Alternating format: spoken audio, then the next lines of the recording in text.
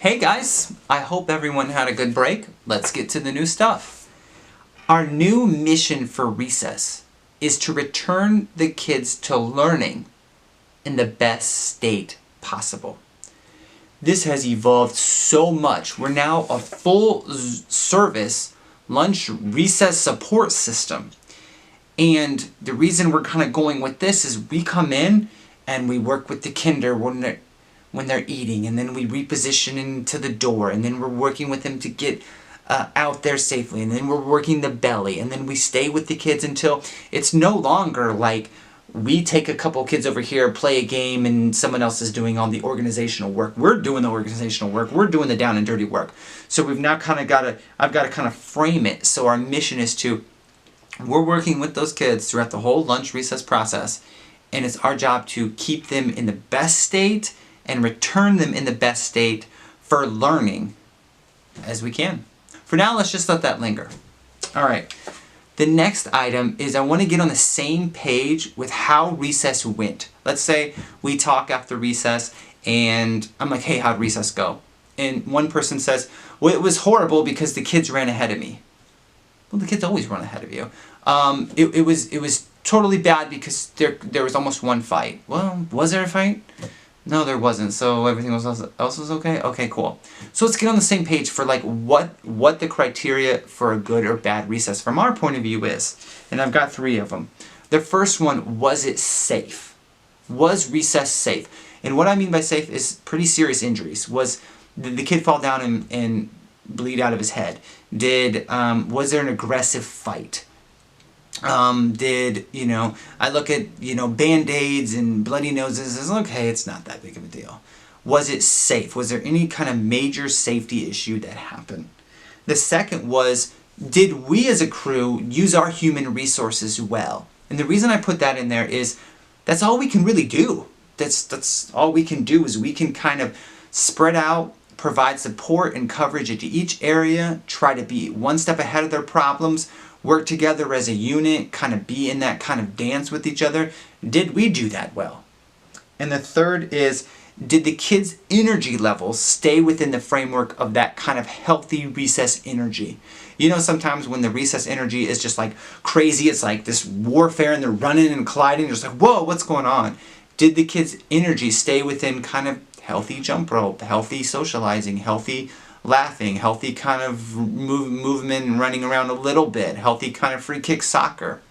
So the 3 criteria that we'll work from to understand and be on the same page about how recess went is, was it safe? Did we use our human resources well? And the third is, did the kids' energy levels kind of stay within that kind of healthy range?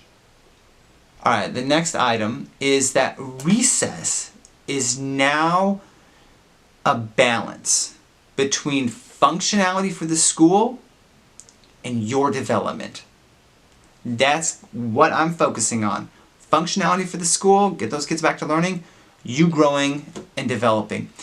And the reason why is in December, I assembled after school programs, one of them, the first one, and it's going to be an after school program for fort building at Simus Elementary every Thursday in January that I'll conduct from 2:30 to 3:30. There's a flyer right here. And it's just me and kids kind of building forts with those PVC pipes, and I bought some store-bought stuff and blankets, and we're just going to have a fort building workshop. The reason I bring that up is because now it's a whole new game of me marketing to the community. Just taking that fort building, and it's between me and parents in the district. It doesn't really have anything to do with the principals. It's just I rent the site after school, deal with the parents, the district kind of supports it, makes a cut, that's it. That's a game changer because now recess, I don't need recess for identity as a small business. I can just take all my needs is like to grow and be bigger and kind of take them and put them over here, and because I'm now communicating with families. And I can look at recess and say, okay, what is really, really needed? People are coming into this world to develop and grow, and the school needs to get those kids back to learning in the best state possible.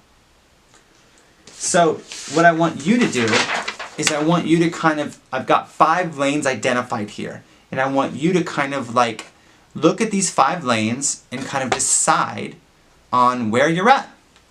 And I'll go over the 5 lanes kind of briefly. The top lane is career. Next one is you need a job. The third is getting into a school. The fourth is gaining experience. And the fifth one is being a substitute. So career means you're seeing something in this world that you want to do as a career. You want to be a teacher, principal, small business owner. The next one is you need a job. You don't know yet, but everything's good. You come every day, you work 5 days a week, you can do this well, you follow along, everything's fine. The next one is getting to a school. You're working this job specifically to get into a school. The next one is gaining experience. Maybe you haven't worked with kids in this setting, maybe you've never worked in a school, maybe it's still a little intense and you just need to get some experience, or you need this for a college class, or maybe if we ever see those interns come through, it'd be them. And the last one is substitute. Your schedule's kind of infrequent, you don't know, you need certain days off, but you could kind of bounce, you're okay with bouncing around, and you can be a substitute. I'm going to have this form around for you guys this week. And I just want you to kind of put a dot where you think you are, and you can put multiple dots.